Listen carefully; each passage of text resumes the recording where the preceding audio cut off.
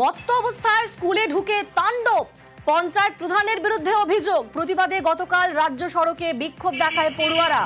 নদিয়ার পলাশীপাড়ার বার্নিয়ার সেই ঘটনা। আমাদের সঙ্গে রয়েছেন প্রতিনিধি সমীর। অভিযুক্ত পঞ্চায়েত প্রধান, তার কোনো বক্তব্য পাওয়া গেছে? কি বলছেন? দেখো, এই ঘটনার পর থেকে কিন্তু অভিযুক্ত পঞ্চায়েত প্রধান আত্মগোপন করে আছে, তার খোঁজ পাওয়া যায়নি। গতকাল যখন পরিবাররা রাস্তা অবরোধ করে, আমরা ঘটনাস্থলে পৌঁছাই। এরপরে এই প্রধানের সঙ্গে আমরা যোগাযোগ করার চেষ্টা করেছিলাম, কিন্তু যোগাযোগ করা যায়নি। তিনি পঞ্চায়েতেও ছিলেন না, বাড়িতে ছিলেন না, এমনকি ফোনও রিসিভ করেনি।